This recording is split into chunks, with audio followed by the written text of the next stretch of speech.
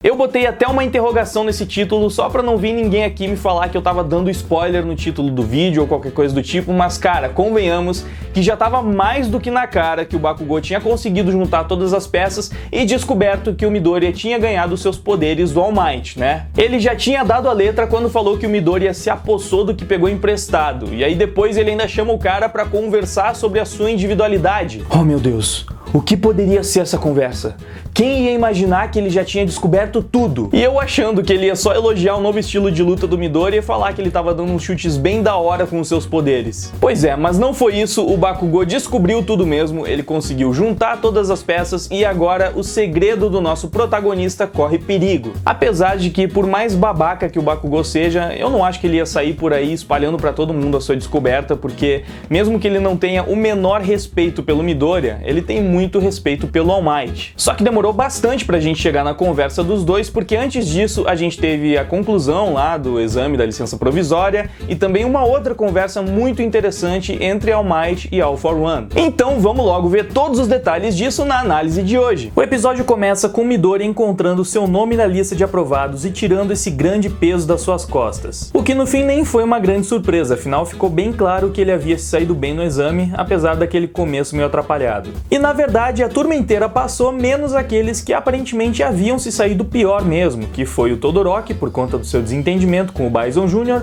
e o Bakugou por ser o Bakugou. Mas isso é interessante porque mostra que para ser um super-herói não basta você ser poderoso e ter grandes habilidades, você também precisa ser um herói. A primeira preocupação deve ser sempre com as vidas que estão em perigo, e isso obviamente é algo que o Bakugou precisa aprender urgentemente. O Todoroki, no entanto, acabou meio que dando azar de encontrar com um cara que encrencou com ele e acabou atrapalhando. O próprio Yorashi vai se desculpar por assumir que foi culpa dele o Todoroki ter reprovado, mas o prodígio da Yue minimiza a situação e fala que tá tudo bem porque foi ele quem começou. O que é mentira, né? Ele tava lá na dele, segurando sozinho o Gang Orca, até que o arrombado do Bison Jr. apareceu pra encher o saco. Apesar disso, eu simpatizei com o personagem só por esse jeito exageradamente empolgado dele. Foi um bom traço que colocaram na personalidade do cara. E eu só queria destacar a pontuação relativamente baixa do Midoriya, que ficou com 71 pontos e perdeu pontos pela conduta antes de agir e por ficar parado. Mano, como assim? Ele resgatou um civil, ajudou na evacuação, depois salvou o cosplayer dele do ataque de fogo e ainda entrou na luta contra o Gang Orca. Se ele ficou parado, então imagina o resto da galera. Devem ter feito uns resgates frenéticos. Enfim, outro ponto interessante de fazer só o Bakugou e o Todoroki reprovarem é que essa licença permite que o roteiro utilize os alunos em situações de perigo real. Talvez o fato de colocar dois dos alunos que mais ganharam destaque no anime até agora na geladeira possa abrir espaço para explorar outros personagens em situações caóticas. Até porque o anime deixou claro que esses que reprovaram vão receber uma segunda chance em 3 meses para fazer outro exame. Provavelmente vai ser justamente esse tempo que será aproveitado para focar nos outros alunos. Enfim, indo embora, o Bison Jr. ainda passou mais uma vez para tentar amenizar os seus problemas com o Todoroki, apesar de deixar claro que ele ainda não vai com a cara do filho do Endeavor. Porém, mais interessante do que isso foi quando o Midoriya chegou até o representante dos alunos da Shiketsu e perguntou sobre a habilidade de ocultar a presença. O primo Ichi fala que não sabe de nada disso, o Midoriya questiona falando que ele ouviu isso da aluna de lábios grandes, aí ele entende que estava falando da Kami, ele fala que ela estava meio estranha, e nessa hora nós descobrimos que na verdade a peladona da Shiketsu é ninguém mais, ninguém menos que a Toga. E mais, ela se destransformou sem ficar pelada, olha só que safadinha. Se isso não prova que ela tirou a roupa de propósito pro Midoriya durante o exame, então eu não sei de mais nada. Porém, isso também diminui um número no harém do Midoriya, afinal não era mesmo a Kami que estava afim dele, era a Toga se passando pela Kami. E essa informação também explica outras coisas, como por exemplo o motivo de ela ter se transformado na Uraraka. Ela já sabia que o Midoriya tinha alguma ligação com ela desde o ataque no acampamento, sem contar que foi naquela ocasião que ela coletou o sangue da Uraraka que ela utilizou para se transformar, o que significa que ela também não tinha mesmo outras opções. Porém, agora ela pegou um pouco do sangue do Midoriya, o que certamente deve gerar um belo problema no futuro com ela se passando pelo protagonista. E outra coisa interessante é que não ficou claro se ela fez tudo isso por conta própria, sem o consentimento dos outros vilões. Ela reportou para eles que conseguiu o sangue do Midoriya Midoriya e tal, mas parece que eles não sabiam muito bem o que ela estava fazendo. Enquanto tudo isso rolava, o All Might foi até o Tartarus, a prisão de segurança máxima que está mantendo o All For One. E apesar do seu estado caótico, onde ele mal consegue ficar vivo sem a ajuda de aparelhos, e do nível absurdo de segurança que mantém ele preso, o personagem fala com um ar de confiança que faz parecer que ele consegue escapar dali na hora que ele quiser. Até porque quando o All Might fala que ele não pode sair, o All For One responde dizendo que ele vai deixar que o herói continue pensando assim. O vilão está sendo mantido longe de qualquer contato com informações do mundo exterior, porém, ainda assim, ele mostra que sabe bem tudo o que está acontecendo fora do Tartarus,